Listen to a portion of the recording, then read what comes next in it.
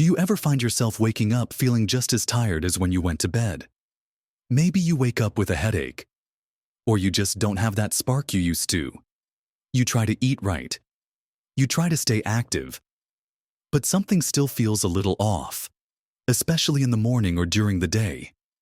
It feels unfair, doesn't it? You're doing so much right, yet you still feel like you're battling something unseen. Sometimes, the things quietly working against us aren't obvious daytime struggles, but little habits we have right before we close our eyes at night. These aren't big dramatic changes, but subtle things that chip away at our well-being while we sleep. In this video, we're going to explore 6 bedtime habits that many people over 70 might not even realize are quietly undermining their health. These are things that can affect everything from your energy levels and mood to your memory and physical comfort. We'll look at why they are particularly impactful as we get older and, more importantly, what simple steps you can take to change them. This isn't about making drastic changes, but about understanding and making small adjustments that can make a world of difference to how you feel each morning and throughout your day. This is about reclaiming some of that vitality and comfort you deserve. Stick around to the very end, because there's something we'll discuss that might truly surprise you about what affects your sleep and health.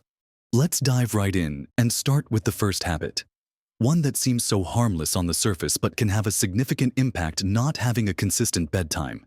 You might think, what's the big deal? I'm retired. I can sleep in. And yes, the freedom of retirement is wonderful, but our bodies, especially as we get older, absolutely thrive on routine. Even when it comes to sleep, think of your body like a finely tuned clock. It has internal rhythms, called circadian rhythms, that regulate things like when you feel sleepy and when you feel awake. These rhythms are guided by cues like light and darkness, but also by consistency. When you go to bed at a different time each night, maybe staying up late one night to watch a film, then going to bed early the next because you're tired, it's like constantly changing the time on that internal clock. This constant shifting confuses your body. It doesn't know when to start winding down for sleep, when to release the hormones that help you feel relaxed and sleepy, or when to prepare you for waking up refreshed. For people over 70, these internal rhythms can become a bit more delicate naturally. They might be less responsive to cues than they used to be. So, adding inconsistency on top of that natural shift can really throw things out of whack. One night you might fall asleep easily, but wake up hours later and struggle to get back to sleep. Another night, you might feel exhausted but lie awake for ages. This isn't just annoying, it has real health consequences over time. When your sleep is fragmented or insufficient because your body's not getting the consistent signal it needs, it affects so much more than just feeling tired. Chronic poor sleep impacts your cognitive function, your memory, your focus, your ability to make decisions. You might find yourself feeling a bit foggy or forgetful. And while some memory changes are part of aging, inconsistent sleep can definitely make them worse. It also impacts your mood. Have you ever noticed how much grumpier or more irritable you feel after a bad night's sleep over time? This can contribute to feelings of anxiety or even depression. Your body also uses sleep time for essential repair and maintenance. Everything from repairing tissues to consolidating memories to clearing out waste products from the brain. When the sleep schedule is all over the place, this crucial maintenance gets disrupted. Your immune system can be weakened, making you more susceptible to getting sick. Your risk of falls can increase because you're not as sharp or coordinated. Even things like blood sugar regulation and heart health can be negatively affected by chronic, inconsistent sleep. So, what does a consistent bedtime look like? It doesn't mean you have to be rigid down to the minute, but aiming for a window of about 30 to 60 minutes each night for when you go to bed can make a huge difference. Pick a time that feels realistic for you. Maybe it's 9:30 p.m. or 10:00 p.m. The key is to try and stick to it most nights of the week, even on weekends. I know. Weekends are for relaxing and maybe staying up a bit later. And a little flexibility is fine. But avoid huge shifts. If you normally go to bed at 10 p.m., staying up until midnight occasionally is different from staying up until 2 a.m. Your body can usually bounce back from a small shift, but big jumps are disruptive. Making this change might feel a little strange at first, especially if you're used to just going to bed when you feel tired, whenever that happens to be. But think of it as a gift you're giving your body. You're helping it help you. Start gradually, if needed. If you currently go to bed anywhere between 9 p.m. and midnight, try aiming for a 10 p.m. to 11 p.m. window for a week. Once that feels comfortable, maybe narrow it down to 10 p.m. to 10:30 p.m. Be patient with yourself. Building a new habit takes time. The goal is to gently train your body to feel sleepy around the same time each evening. This consistent signal helps regulate those crucial hormones and internal clocks, paving the way for more restful and restorative sleep. This simple step is foundational to improving your nighttime health. But it's just the first piece of the puzzle. Let's explore some of the other quiet culprits that might be affecting your sleep and well-being. Now that we've talked about the importance of a consistent schedule, let's move on to something else that can seriously disrupt your ability to fall and stay asleep, especially as you get older. What you put in your body in the hours leading up to bedtime. Specifically, eating heavy meals or sugary snacks too close to lights out. When you're younger, you might be able to grab a big slice of cake or a full dinner right before bed and not think twice about it. Your digestive system is usually a bit more robust and faster then. But after 70, things can slow down. Your metabolism changes, and your digestive system might not process food as quickly or efficiently, especially when you're lying down. Eating a heavy meal or a sugary treat right before bed means your body has to work hard to digest that food while it's supposed to be winding down for rest. Your digestive system is active, requiring blood flow and energy, which can prevent you from relaxing fully and drifting off. Think about trying to sleep with a busy factory running inside you. It's just not conducive to peace and quiet. Acid reflux or heartburn can also be triggered or worsened by lying down with a full stomach. And that burning sensation is a sure way to keep you awake or wake you up uncomfortably in the night. Sugary snacks are particularly problematic because they can cause a spike in your blood sugar, followed by a crash. This roller coaster can interfere with sleep patterns. You might fall asleep initially, but then wake up feeling anxious or jittery as your blood sugar drops. Ideally, try to finish your main meal at least 2 to 3 hours before your planned bedtime. This gives your body ample time to digest the food and get the bulk of the work done before you lie down. If you get hungry later in the evening, opt for a very light snack, something small and easily digestible like a small piece of fruit, a few nuts, or a plain cracker. Avoid anything heavy, fatty, spicy, or loaded with sugar. Think soothing and simple, not stimulating or demanding on your system.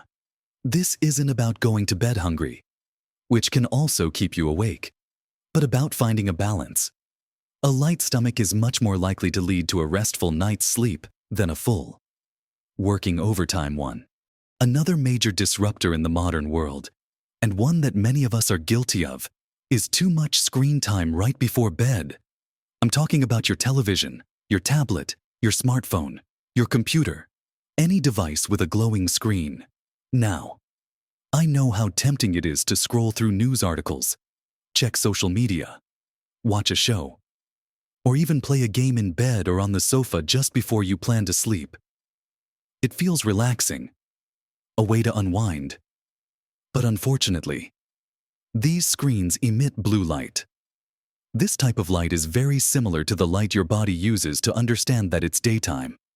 Exposure to blue light suppresses the production of melatonin, the hormone that signals to your body that it's time to get sleepy. As we age, our bodies naturally produce less melatonin anyway. So, bombarding ourselves with blue light right before bed makes a situation that's already changing even more challenging. It tells your brain, wake up, it's daytime, right when you're trying to tell it, okay, time to sleep. This can make it much harder to fall asleep, and it can also affect the quality of the sleep you do get. Your sleep might be lighter, more fragmented, and you might not spend as much time in those crucial deep sleep stages that are so important for physical and mental restoration. The good news is, this is a habit you have quite a bit of control over. Try to create a screen-free zone for at least an hour, ideally 2 hours, before your planned bedtime, instead of screens. What else could you do? Read a physical book not on a backlit e-reader. Listen to soothing music. Knit. Do a puzzle. Have a quiet conversation with a partner. Or take a warm bath. These activities are genuinely relaxing and don't interfere with your melatonin production. If you absolutely must use a screen in the evening, try lowering the brightness and using night mode settings or apps that filter out blue light. But truly disconnecting from screens is one of the most effective things you can do to signal to your brain that it's time to wind down and prepare for sleep. It takes conscious effort in a world full of screens, but the improvement in your sleep can be remarkable. Continuing our look at nighttime habits that can undermine your health, let's talk about what you might be drinking in the evening. While a cup of tea might seem like the perfect way to relax before bed, certain beverages can be surprisingly disruptive, particularly caffeine and alcohol. We all know caffeine is a stimulant. It's what many people use to wake up in the morning. So, it makes sense that having caffeine too close to bedtime can make it difficult to fall asleep. What many people don't realize is how long caffeine stays in your system. Its half-life is around 5 hours, meaning that 5 hours after you have a caffeinated drink, half of the caffeine is still in your bloodstream. So, that cup of coffee after dinner at 7 p.m. could still have a significant amount of caffeine affecting you at midnight. After 70, your body might process things like caffeine a bit slower than it used to, making you even more sensitive to its effects later in the day. Sources of caffeine aren't just coffee. They include many teas, black, green, oolong, colas and other fizzy drinks, energy drinks, and even chocolate. Be mindful of hidden caffeine sources. If you enjoy a warm drink in the evening, switch to decaffeinated options or herbal teas like chamomile, valerian, or peppermint, which can actually promote relaxation. Try to set a caffeine cutoff time for yourself, perhaps in the early afternoon, and stick to it. This allows your body time to clear the stimulant before you head to bed. Now, alcohol. Many people think of a glass of wine or a nightcap as a way to relax and help them sleep. And yes, alcohol might make you feel drowsy initially and help you fall asleep faster. However, this effect is misleading. While it acts as a sedative at first, as your body processes the alcohol later in the night, it actually becomes disruptive. Alcohol fragments your sleep. You might wake up more frequently, especially in the later part of the night, and your sleep will be lighter and less restorative.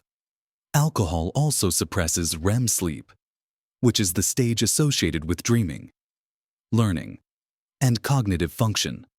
Waking up feeling unrefreshed, even after spending hours in bed, is a common consequence of drinking alcohol in the evening. It can also worsen snoring and sleep apnea. So, while an occasional drink might be fine, making it a regular habit close to bedtime is likely hurting your sleep quality. Try to limit alcohol consumption in the evenings, especially in the few hours before bed. If you do have a drink, have it earlier with your dinner. Giving your body more time to process it before sleep becomes the priority. Opting for water, herbal tea, or even warm milk can be much more beneficial for preparing your body for a deep, restful night. Next, let's consider another habit that might seem counterintuitive, or perhaps just something you're not actively doing, and that's not having a relaxing wind-down routine. We're often busy right up until the moment we think about going to bed. We might be doing chores, paying bills, talking on the phone, or watching something stimulating on television. Then, we suddenly decide it's bedtime and expect our bodies and minds to instantly switch from being active and alert to calm and ready for sleep. For most people, especially as we age, this just doesn't happen. Our brains and bodies need a transition period. Creating a consistent, relaxing routine in the hour or so before bed signals to your body that it's time to prepare for sleep. This routine should be calming and enjoyable, something that helps you release the stresses of the day. What works for one person might not work for another, so experiment to find what feels right for you. It could be reading a book under soft light, taking a warm bath with some Epsom salts, listening to calming music or a podcast, doing some gentle stretching or yoga, meditating, or simply sitting quietly and reflecting positively on the day. The key is that it's something you do consistently each night, in the same order if possible. That is peaceful and away from stimulating activities like work, intense conversations, or bright screens. This wind-down time helps lower your heart rate, relax your muscles, and calm your mind. It gives your body a clear signal that the day is ending and sleep is coming. Without this transition, you might find yourself lying in bed with your mind racing, replaying conversations, or worrying about tomorrow's tasks. This mental chatter is a major barrier to falling asleep and staying asleep. By building this habit of a peaceful pre-sleep routine, you are actively preparing your body and mind for rest, making it much easier to fall asleep and improving the depth and quality of your sleep. It might feel like one more thing to add to your evening, but think of it as an investment in how you feel tomorrow. It's a powerful habit for promoting relaxation and easing the transition into sleep. Now that we've covered several important areas, let's look at one more crucial habit that's often overlooked, especially after 70. Finally, let's talk about a habit that isn't about what you do, but what you might be ignoring. Ignoring physical discomfort or pain that's disrupting your sleep. As we get older, aches, stiffness, or chronic pain from conditions like arthritis can become more common. It's easy to think of these simply as part of aging and try to just live with them. However, consistently trying to sleep while in pain is a significant habit that quietly destroys your health. Not just because it prevents restful sleep, but because the lack of sleep then often makes the pain feel worse, creating a vicious cycle. Poor sleep increases your sensitivity to pain, and chronic pain makes it harder to get good sleep. This cycle negatively impacts your mood, energy levels, physical function, and overall quality of life. Ignoring pain means you're not addressing a fundamental barrier to sleep. It's like trying to build a house on shaky ground. You can have the perfect consistent bedtime, avoid screens, eat light, and have a lovely wind-down routine. But if you're lying there with an aching back or throbbing knee, sleep is going to be a struggle. This isn't a habit to change in the same way you change when you eat, but a habit of inaction. The habit of not seeking solutions for your physical discomfort. You don't have to simply endure nighttime pain. There are many strategies that can help. First and foremost, talk to your doctor about any persistent pain that is affecting your sleep. They can help identify the cause and recommend appropriate treatments, which might include pain relief medication, physical therapy, or other interventions. Don't just assume it's something you have to live with. Beyond medical help, there are things you can incorporate into your evening routine. Gentle stretching or movement during the day and in the early evening can help reduce stiffness. A warm bath before bed can soothe aching muscles and joints. Using supportive pillows to position your body comfortably in bed can make a huge difference. Perhaps a pillow between your knees if you're a side sleeper, or under your knees if you're on your back. Using an electric blanket or a heating pad on a low setting for a short time before bed can also provide relief. Considering your sleep environment is also key. Is your mattress still supportive? As mattresses age, they can sag and contribute to aches. Is your pillow providing the right support for your neck? Sometimes a simple change in bedding can alleviate pressure points. This habit is about empowering yourself to address physical issues that are standing in the way of restful sleep, rather than just accepting them. It requires being proactive and seeking help, and integrating pain management strategies into your daily and nightly routine. Breaking the cycle of pain and poor sleep is incredibly important for improving your overall health and vitality after 70. We've covered quite a bit today, looking at 6 habits that can quietly undermine your health as you get older, especially when it comes to sleep and how you feel during the day. We started with the importance of that consistent bedtime, giving your internal clock the rhythm it needs to function optimally. Then we moved on to being mindful of what and when you eat and drink in the evening, understanding how heavy meals, sugary snacks, caffeine, and alcohol can disrupt your digestive system and sleep architecture. We also discussed the pervasive presence of screens and how that blue light interferes with your body's natural sleep signals, and the power of creating a calming wind-down routine to gently prepare your mind and body for rest. Finally, we just talked about the crucial habit of not ignoring physical discomfort that prevents you from getting comfortable enough to sleep soundly. It might feel like a lot to take in, and maybe you recognize several of these habits in your own life. Please don't feel discouraged. The wonderful thing is that recognizing these patterns is the first step towards making positive changes. You don't have to tackle everything at once. Choose 1 or 2 habits that resonate most with you, or that you feel are having the biggest impact, and start there.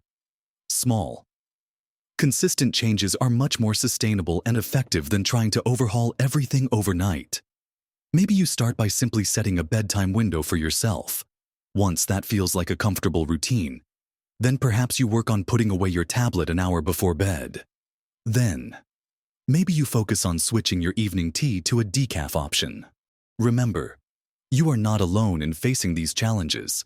Many people experience changes in their sleep patterns as they age, and it's often related to these kinds of lifestyle habits that have crept in over time. The good news is that making conscious choices around your bedtime routine can significantly improve your sleep quality, and in turn, improve your energy levels, your mood, your cognitive function, and your overall physical health.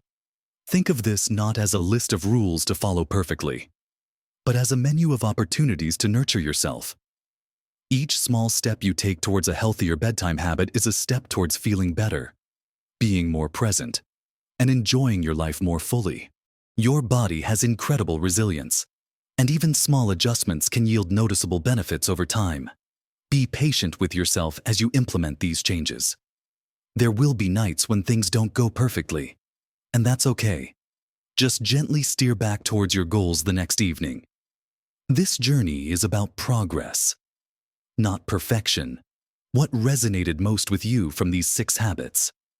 Are there any you already practice, or any you feel ready to tackle first? Sharing your thoughts and experiences in the comments below can be incredibly helpful, not just for me, but for others watching who might be going through similar things. Your insights can inspire and support others. If you found this video helpful, please give it a thumbs up. It really helps our channel reach more people who could benefit from this information.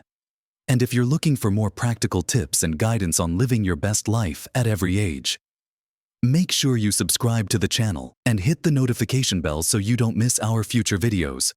We're here to support you on your journey to health and happiness. Thank you for watching. Remember, making mindful choices about your evenings can profoundly impact how you feel during the day. You have the power to make these positive changes.